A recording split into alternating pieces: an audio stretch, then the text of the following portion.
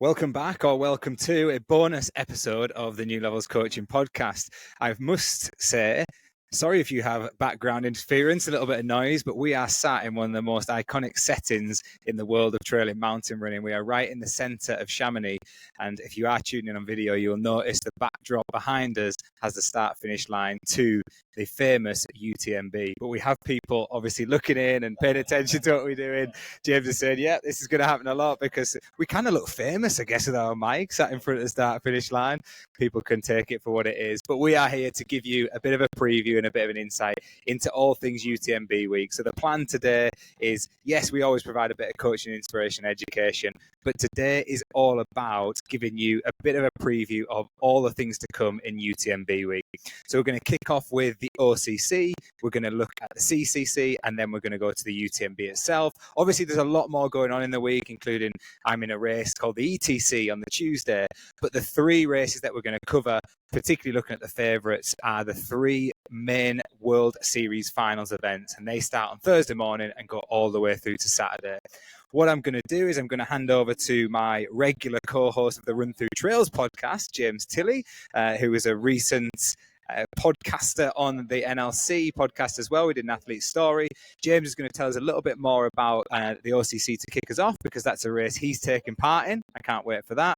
And then we'll break the favourites down, have a look at who you should be looking out for when it comes to the races that are to come. So over to James to give you a bit of information about the race itself, and then we'll get into it.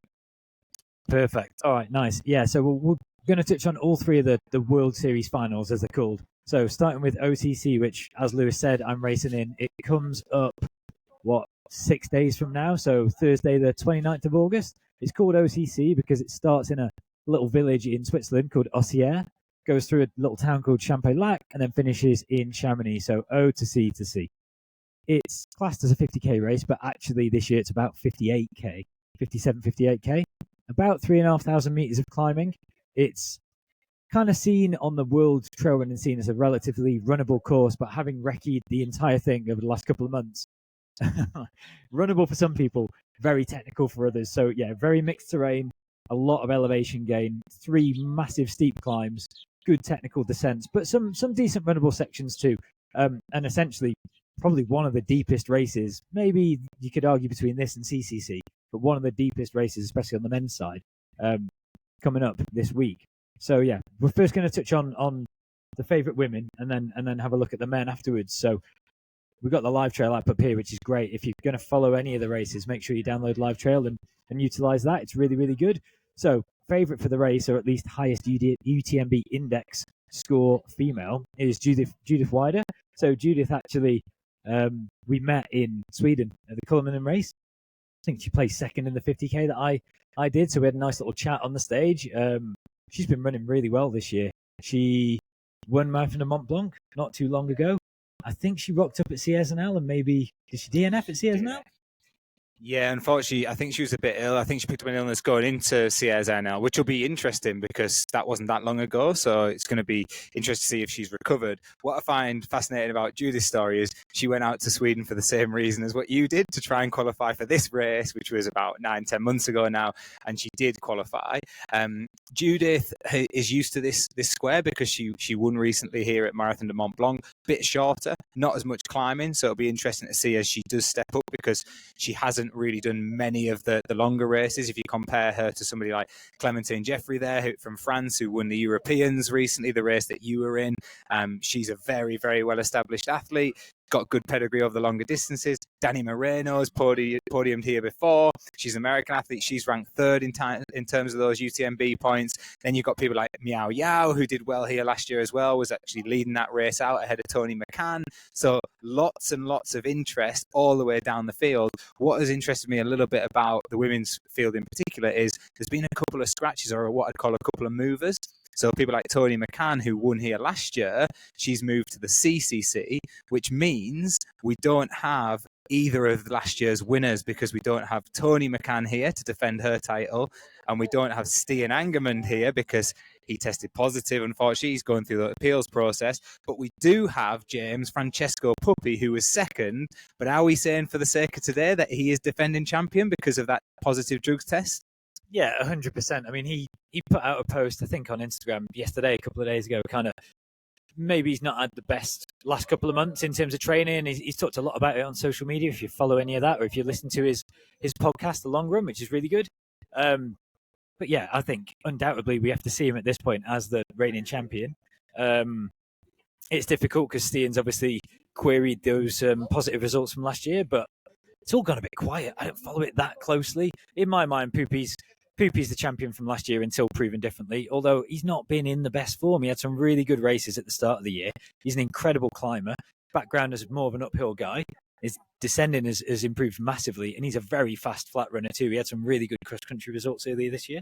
So, I mean, he has to be one of the favourites, no doubt. And then obviously, well, I'm going to throw one other female name in the mix there, Sarah Alonso. We didn't actually get down to. We're flicking through this Live Trail app, and they've seeded the runners by UTMB index, which is kind of like a point system, similar to Run Britain, how they would kind of give you like a seeded score based on your PBs, but this is based on UTMB series races people have competed in. And like that top 10 women's, they're all within 10 points on the UTMB index, which is ridiculous. It's so tight. But Sarah Alonso, big name in the Golden Trail series, one of the fastest runners over shorter distances, Spanish athlete, and pretty exciting to watch race. So I'm keen to see her step up. And in the same way, looking at the top of the men's now, the top seed with 948 UTMB index points, which 1,000 is perfection. So 948 is pretty damn good. Remy Bonnet. So Remy also, like Sarah, kind of stepping up. I'm sure he has done some longer races before. He's obviously had a lot of success at races like Marathon de Mont Blanc and a lot of the Golden Trail series. He's kind of seen as like one of the strongest uphill runners in the world, right now at least. Didn't have the result he wanted at Sierre now recently. Went out hard with the front three, with the two Kenyan runners and with Killian, who ended up having an absolute battle and dropped back to about 9th, blew up a little bit. Remy did take second at Marathon de Mont Blanc a couple of months back in June, but having won that the previous year and being the athlete that he is, I imagine he probably wasn't particularly happy with that either. So yeah, Remy definitely one to watch, but the question is, and we've been chatting about this, is he going to go out hard or is he going to kind of rein it in a little bit and take his time? I don't know what you think. Well, I think what's interesting is there's quite a lot of what we classify as the shorter athletes now making that step up. So you mentioned Sarah Alonso and Remy there. Sarah won the, Sarah or Sarah, depending on how you pronounce it, of course, won the ETC last year, which is the event I'm doing. So short and sharp, 15K up and down, but a big step up to that 50K. Remy, notoriously good over those shorter, especially those climbing courses. And as you say, renowned as one of the best climbers in the world, but did have a good run here at Marathon de Mont Blanc. Didn't win, but was right up there and in the mix. So be interesting to see how he does on that course. What I find fascinating about the top two with Jonathan Albon ranked as number 2. A lot of people will be familiar with Jonathan Albon, particularly in the UK. We did a great podcast with Jonathan recently on the RunThrough Trails podcast. He's very much coming at this from a different angle. He's stepping down. He did Western States recently. He had a very good debut, despite some tricky things in the build-up. He said he got COVID before he went out there. Still manages to get top 5 out there at Western States. Comes back, but has made a decision not to do UTMB because that's what he was entered for. And now we see him on the OCC start list. And that's intriguing for me because I'm thinking, one, he's coming down the distances, but is he thinking, oh, I'm just not recovered from Western States and that's why I'm doing the shorter one. But shorter doesn't always mean better because that means faster and sometimes harder. So I'm interested to get your thoughts on this, James, because you're in this race. You're going to be competing against these guys. What's your thoughts on John being on that start list? I mean, John, being the athlete he is, could obviously have an incredible run and blow everyone out of the water on the right day. Previous CCC winner. I mean, he's got the speed. There's no question. I think from chatting to him on our podcast, his legs were a bit trashed after Western States. He's not recovered how he wanted to. He was entered into UTMB. Got to factor in with all these guys as well, the professional athletes who have responsibilities to their brands, and I have known nothing behind the scenes on that side of things, but it could even be a case of, well, it's UTMB weekend. You've got to do one of the races. So you're going to do the one that's going to do the least damage to your body, and then you can roll on to whatever's coming next after that. So it might just be that. John's not one to come and just jog a race. So if he wasn't going to race, I don't think he'd be on the start list. So it's interesting. And he's obviously in there because his score's ridiculously high. We touched on Poopy, obviously last year's winner, great runner. So he's in there with a chance for sure. And then it brings us on to Eli Hemming, who's someone who we chatted personally a lot about start of the year. So I first came across Eli. He's an ex-triathlete. very high-end triathlete, I think. I don't know the details of his previous career, but very good athlete. But I saw him come in second place to Remy in Marathon de Mont Blanc last year on the stream, and he just moving really well. He wasn't a name that I was that aware of, and then actually listened to the Boulder Boys podcast for the previous year. They talk a lot about Eli because he's been a big name in the US this year, and he's had some massive results. He's gone a little bit quiet recently, which, who knows? It could be injury, it could be tapering down and aiming for OCC as the big goal race. But for me, Eli, he'd be a bit of a dark horse for favourite. I mean, he's not that much of a dark horse, right? He's like third seed. You've just flicked over some of his past results, so I'll let you kind of touch on some of those. Yeah, so the Canyons run at the start of the year where he finished first, he was second at Broken Arrow. Like, he had really good form, which is when we were talking about him early on, like Black Canyons as well. And it wasn't just that he was winning impressively as well. Like such good times, looking good. But then he's gone quiet, which either means he's peaking for this race and he's gone away and done a big training block, or things haven't gone according to plan and he's not been able to race as much as he wanted to. Either way, he's on the start list. He's going to be here. For me, he's one of the big race favourites. Other people to point out, I think Antonio Martinez Perez, famously winning the race a couple of years ago until that last descent. He got up to La Flagey in the lead, and then he started to cramp on that descent into the finish, and he got past. He still managed to finish in the top three. He was in the top three here last year. He paced his race incredibly well, although he'll be first to admit he just said he couldn't go with the hot pace at the start. So he hung back and he came through the field. I believe he was somewhere like 19th at one point in the men's race, managed to get himself up to third, which is absolutely incredible. Got himself on that podium. And then if we look at the British interest in there as well, somebody who's had great success here in the past, Robbie Simpson, his score's still over 900. He's podiumed here. He's been second and third. I think he was sixth last year. And then we've got somebody who was on the RunThrough Trails podcast with us just recently, Chris Jones, who I think is a little bit of a dark horse here. I don't think many people will look at Chris. He's a little bit lower down in terms of the rankings with only 888 as his score. But I know with his background, particularly in running and looking at the course he's done well on in the past, particularly at Worlds, just finishing behind Francesco Puppi when he went to the Worlds that time, I think he is a good shout, and I think he's getting used to these longer distances. So I'm really interested to see how Chris does, see how Robbie does, and how they mix it with those other guys on that start list, as well as yourself, James, because you're another Brit that's in there, as well as, I believe, Brennan's on there as well. Brennan Townsend, we'll give Brennan a shout out. I mean, everyone's here, man. It's ridiculous. All these names we're talking about, we've been just passing in town or on the trails the last couple of days. So it is a weird place to be this week because the entire trail running world just descends. But yeah, Antonio Martino Perez, just one of those guys who seems to just run excellent splits, especially last year. He had some of the best pacing that we've talked about before. And yeah, Chris Jones, bit of a dark horse. So anyway, let's move on to CCC. I mean, actually, quickly, before we do, to put it into context, I'm 60th seed on that list, I think. Chris was down there as like 23rd. The depth is just absolutely insane. Any other race anywhere else in the world, Chris Jones turns up, he's a favourite to win it, and he's 20th seed, so it's mental. So CCC, Courmayeur to Champex-Lac to Chamonix. So it's almost 2/3 of the UTMB route, basically. The finish for OCC is a little bit different. It comes down through Latour and into Chamonix a slightly different way, whereas CCC and UTMB pretty much follow the exact same route in, as far as I'm aware. 100k, 5,500+ meters of elevation, similar sort of technicality to OCC. And looking at the favourites here, top of the list, Adam Peterman from the US, as well as Peter Engdahl, previous winner and I believe course record holder. Peter, got to get these pronunciations right. Petter had a decent run at Western States, but probably not one he's massively happy with. We watched a little documentary recently. He took a bit of a fall and ran back through the field, but unbelievable athlete. So let's see how he comes back after a couple of injuries from like a crash on his bike and different stuff this year. We've got Manuel Morillas, who famous for carrying his wooden poles. Totally different style of runner, but also very experienced. He's been on the scene for a long time. Very strong. Down onto Hayden Hawks, also from the US. Probably doesn't need much of an introduction. He's had a great year this year as well. Let me just flick over and see for Hayden. I know he's had some big results this year. So 3rd place at Western States. He won the 100k at Black Canyon, and he won the 50k at the Canyons Endurance Run, just to name a few from this year. So yeah, Hayden's in form. Yeah, and what's fascinating for me about the CCC is Hayden, very good run, as you say, at Western, finished 3rd. behind Rod Farvard, who's also in here. Obviously, the winner, Jim Walmsley, goes in the men's main race, the UTMB. Just behind Hayden at Western States, Dan Jones, his training partner. They're very good friends now, do a lot of training together.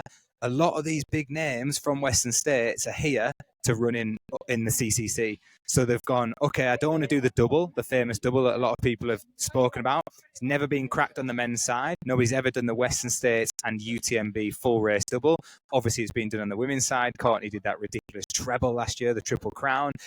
But a lot of these guys have decided to come here to do the CCC. And this, for me, is a stacked field, both on the men's side and on the women's side. So if we look at the women's field on this side as well and go right to the top, Tony McCann, 801 points.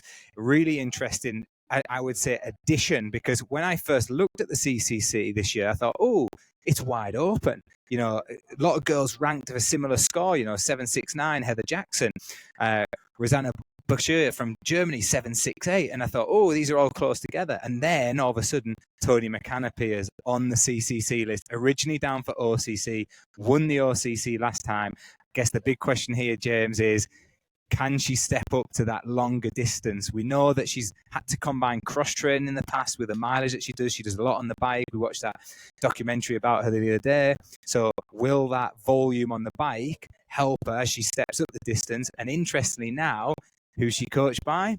Mr. Tom Evans, who is very well known over the longer distances. Yeah, definitely. I mean, right person to have in your corner for when you're stepping up in distance. I mean, I want to say yes, because she ran so well at OCC last year. She's had some great results this year, although all shorter distance. I don't know if it's the longest race she's ever done, because obviously these guys they're racing all the time. She could have gone and done a 100k race in the past for training or whatever, but in terms of big profile races, Tony McCann, this will be her first time on this type of stage. And yeah, that for me is one of the big stories, just to see how she does. I'll back her. I think she's incredible. We've also now got Heather Jackson, 7th place at Western States this year, and what should I win a 100 miler at the Javelina 100, which is actually like a very competitive race. That's like you got to look at times with these races, because we're talking about going from Western States to CCC, and you think, oh, they're doing a 100 miler and then dropping down to 100k, but it's about the same sort of time. And her time there at that Javelina 100, 14 hours, so that's a flat runnable 100 mile.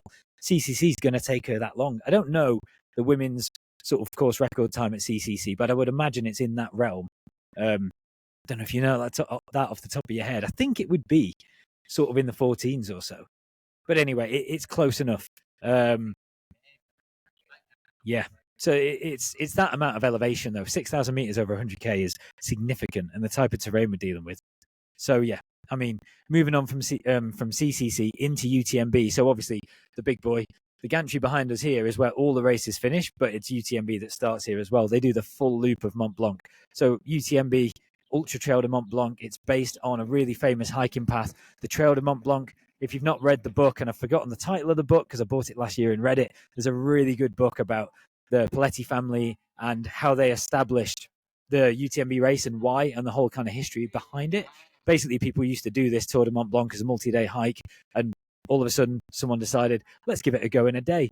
Realized it was potentially possible, at least over a span of a couple of days in a single push. And then it slowly became a relay event, and then this full thing event. And it's by far the most famous trail run in the world right now, alongside something like Western States. So leaving Chamonix, full lap of Mont Blanc and all the way back into Cham. So you're looking at 170k, 10,000 meters of climbing. Absolutely brutal.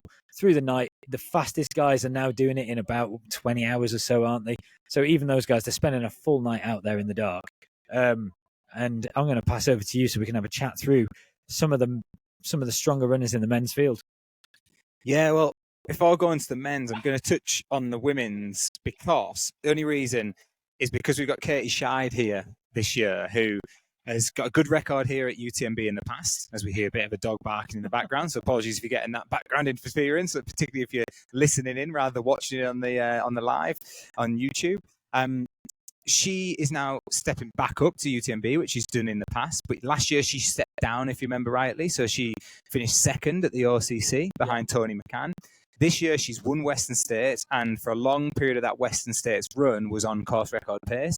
In my opinion, went out a little bit too hard and paid for that later on. And then kind of fell off Courtney's record as she went. But she comes here trying to do the double, which again, from a female perspective, would be a huge achievement. So Katie comes in as the standout favourite. I know a lot of people now see her as in Courtney's league. What is a bit of a shame is Courtney isn't here, because that for me would have been an unbelievable race. But Fuzhou Zhang, who finished second at Western States, is under the same coach as Katie Scheid. They're both coached by Jason Koop. She was second at Western States. She's lining up as well. We've got Ruth Croft in there. We've got Esther Sheerlag in there. Like, it's absolutely stacked. Ida Nielsen's in there. Emily Horgood. Lots of people who performed well at Western States this year are also going again. I know from a British interest, we have got, if I believe, one of the sisters, Fee Pascal, who we saw winning Mozart this year.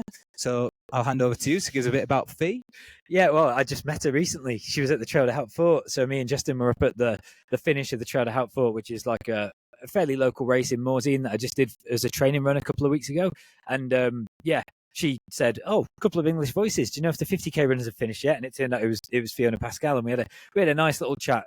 Sounds like she had a good season leading into it, and it's obviously been her A goal for this year for the entire year. So yeah, like you say, sister of Beth, excellent athlete in her own right. So it'd be really interesting to see how she gets on with that. Yeah, and the other one to watch for me, who's actually ranked second, and I think is the one who could challenge Katie Scheid if she's not quite recovered from Western States, is Blandine Laurendale, who was third here last year in the UTMB race. So has that experience again. I know Katie has that experience as well of going longer, but maybe isn't carrying as much fatigue into this as Katie Scheid. So it could be a huge threat at the top end. Has had some really good results. I think placed well or won here at Marathon de Mont Blanc recently in one of the shorter one, was it? Crazy. Yeah, stepped down. 22. So has that good range as well. She won the 22k, now stepping back up to the 100-mile distance on the Tour of Mont Blanc in the main race. It's going to be fascinating, this women's race. She's been racing like crazy this year, just flicking through what we got. A 23k, a 58k. Bearing in mind these are all podiums, so 58k, 58k, 22k, 33k, 48k, 26k, 66k, 55k.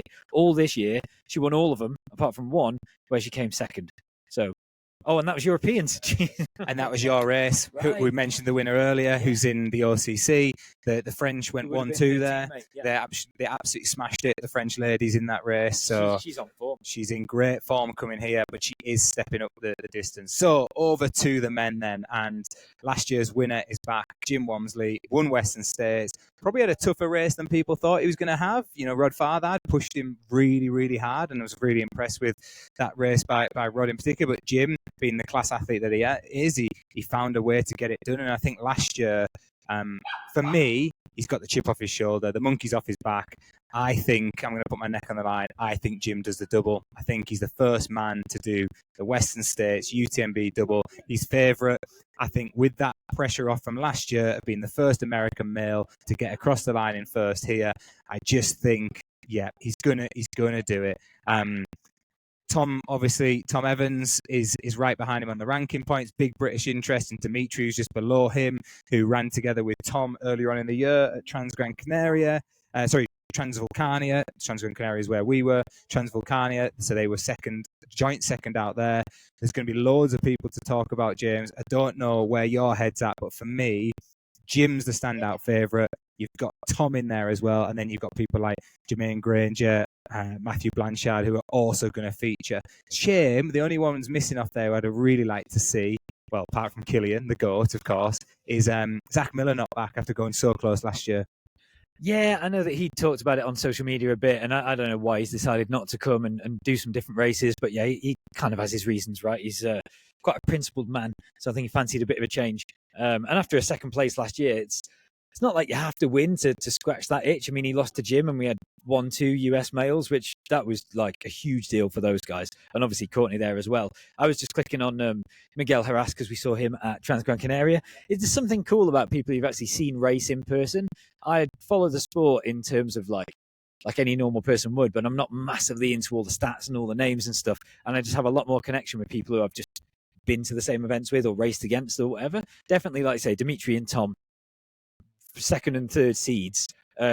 really interested to see how they get on. Like, Dimitri's been running really well, and the difference with Tom this year is he has put a full focus on UTMB, whereas last year he tried to do the double. And like I say, it's just hard. Tom specifically has been putting out some content online recently about working on his weaknesses, one of which was running at night and technical descending in the dark and all that sort of stuff.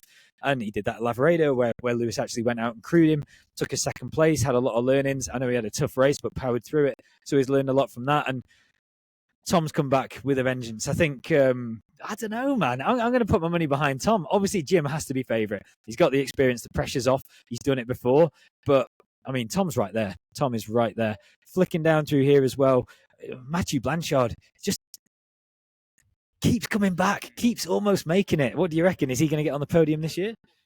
I'm not sure. He's been quite quiet this year. We know Jermaine Grange has had his problems as well. I think, was it cracked rib or something he had? Or yeah, he had an accident earlier in the year. Obviously, partner to Katie Scheid. One person I am interested in, who I saw at Lavaredo, who beat Tom, is Hannah Snenberger, who has won in Lavaredo, I think. Was it 3 times now? I think it was. His race, isn't it? That's his race. Yeah, so Hannes is here again. Nobody's ever done that Lavaredo and UTMB double either. So that's an interesting one. So he's obviously trying to do that. He's clearly in good shape. I saw he dropped down recently and won another race, a shorter race as well. So he's worked on that. He's been top 8 here before at UTMB. Well, he was 8th last year. So he's got experience of this longer distance. I think he's going to be one to watch. But for me, yeah, probably between Jim, Tom, and I think Matthew Blanchard isn't a bad shout. If you want a safe bet, if you're a betting man, you know, Matthew Blanchard is one of those ones who you just know is probably gonna get yourself on the podium and get the job done. But even people like Pau Capel, like ranked down there, not even in the top 10 ranked in terms of points, and previous winner here. So the field is deep all across the board. I think probably where we wrap things up here, I certainly touch on, is how deep the fields are becoming now at UTMB. It really is becoming the world champs, of almost the unofficial world champs, Olympics, whatever you want to call it, of the mountain and trail running scene. Everybody and pretty much anybody is here, and the sponsors want to be here. They want their athletes to be here, and that is making these fields super competitive. So much so, I'm going to say probably the deepest fields we've ever had. We're just missing 2 of the greatest ever, which I wish you were here, Courtney Dauwalter and, of course, Kilian Jornet. Yeah, no, 100%. It's going to be an incredible weekend of racing. I like that I get to get mine. Well, it's even nicer for you. You get yours out of the way on Tuesday, and then you can enjoy being a spectator. Can't wait to do mine on the Thursday, but it'd be really cool to then come in and see the results and follow CCC and UTMB. I think a few shout outs for friends of the podcast and kind of just more local interest. Obviously, we've got Luke Grenfell-Shaw in CCC, had an amazing result last year. He's in incredible form. His podcast on the RunThrough Trails channel is going to be coming out next couple of days. Insane story. So follow Luke, absolute legend. Wish him the best. He's in with a good chance. He is in shape. Also, we've got Tom Jolie, who is racing UTMB. He finished top 10 last year. No, top 20. He was like 16th or something. He's put a lot on social media recently about learning about pacing strategies and what he wants to do differently. I know he's given it a lot of thought, and he was really cool to talk to. He's also in really good shape. He's been out here practicing on the course, so keep your eyes on Tom Jolie as well. Chris Jones, we already touched on, and obviously Tom Evans is going to be right up there. I'll throw in a wild card as well. Lewis's wife, Gemma. I mean, she's in great form. She's had a really good year of racing, and she's in OCC for the first time, taking on this type of course. She's done this distance before, maybe not quite this length of time, not this level of technicality, but she is in shape and she's very strong on the climbs. Descending's improved massively, so I'm genuinely really excited to see how Gemma gets on. As long as she doesn't beat me, I'm excited to see it. Yeah, thanks for that one, James. She's in good nick, and Kate Avery also goes in that race. I think it's Kirsten Welsh from the Elite Trail team is also in there. There's a few other from the Elite Trail team. I want to give them a shout out again, friends of the podcast, and wish Doug and all the team who've put in loads of support for that team, getting everybody on the line. I know Robert goes in the UTMB as well. We've got Josh Wade in CCC, I think Keith Wigley in UTMB. I mean, everyone's it. Yeah, everybody and anybody. And sorry if we've missed anybody. There's always a lot of names to remember, and we've got to go through a heck of a long list, and we've only got a limited amount of time, and there's obviously a lot of noise in the background stuff, but we thought we just wanted to get our heads together, give you a bit of an insight into what's going on, and also just be honest about our thoughts, get our cards out on the table. Where do we feel that the wins are going to go? to finish off, then let's have a prediction for each of the races. So we'll start off men's OCC in 2 words. Remy Benet. Ooh, interesting. Changed. Really? I bought the Salomon vest. He's all in. Well, that's kind of nicked. Can I really say the same person? All right, I'm going to go with a huge shout here. Chris Jones. Okay, that's impossible, mate. That's a big shout. So there you go, Chris. I've laid it out for you, and if you're listening, Doug, I'm backing you. Come on, Elite Trail team. Women's side, OCC. Judith Weeder. Yeah, I'm going to go Judith as well. If she's got over an illness, I think I was interested if Ingrid Kaspersen was in there as well, but she's not on the start list anymore, which is a shame. But yeah, CCC women. Okay, I'm going to kick us off because you keep nicking, but I don't know if we'll vary here. Tony McCann for me. I mean, I was going to say the same thing. I just really fancy her chances. I know it's a big step up, but especially the fact that she won the race that is the second half of that course this year. If she can pace it right and do it intelligently, and the team she's got around her, the Terex team, there's so much experience. I mean, just having Petter, Tom Evans, Joshua and Robbie, all these guys, I'm going to have to, it's boring, but Tony McCann. Okay, men's side of things, I think this is a tricky one. I am going to go with, and he got the better of his training partner out in Western States, but I don't know why. I've just got a feeling Dan Jones is going to do one this time. I'm going to go Dan Jones. Yeah, no, Dan Jones has been in great form. I'm going to go Petter Engdahl. I just think he'll be so motivated to come back. And there's something about being the not reigning champion, but previous champion course record holder. I know he's not had the run he wanted at Western States. But the injuries he's had as well they've been like falls and broken bones and stupid stuff. It's not like Petter Engdahl. Yeah, it's not clicked for him this year, has it quite? But is this the time it clicks for him? Okay, start off with the women for UTMB. I am going to go with Katie Scheid. I think she's in a league of her own at the minute. I think she has elevated herself up onto almost at Courtney's level with that run at Western States. I think she's standout favourite, and I think she gets the job done. Yeah, I've got to agree. Like, to me, that's the number one shout. And it might be because I've been listening to a lot of the Coop cast and she's coached by him. But yeah, I think Katie Scheid could do this for sure. And on the men's side, I feel like we should go different for this. And my head says Jim Walmsley. My heart says Tom Evans. But I'm going to go with, just to do the double for the first time ever, I'm going to go with Jim. Yeah, I mean, I'm going to give this one to Tom. I think how he performed at Western States last year, the way he approaches his training and the things he's saying all the right stuff. And he's certainly got the capability of doing it. And obviously he's British, so let's back him. And I think Tom. Well, that's the message we're going to end on. We are backing the Brits. So come on, the Brits. We hope you do well. We hope everybody does well at UTMB, whether you're here doing it for your first time, whether you're just here to do it as a bit of fun, whether you're here to embrace the atmosphere and support people out on course. We hope you enjoy the week. If you're tuning in at home, go on to the Live Trail app to follow the tracker. Then it's a great app. We've been using it there. And as James says, you can track along and it'll update all the results on there. You can go onto UTMB Live on the website, and you can also go onto YouTube and you can follow the races on there. And I promise you, once you switch on that Thursday for the OCC, 7:15 UK time, you will be glued, and then you'll want that stream to keep coming back on. Thursday for the OCC, Friday morning for the CCC, Friday night for the UTMB, into Saturday afternoon, and I can't wait. So thanks again for tuning in. Hope you enjoyed that bonus episode. As always, enjoy your training, enjoy your racing, and we'll see you all again very, very soon.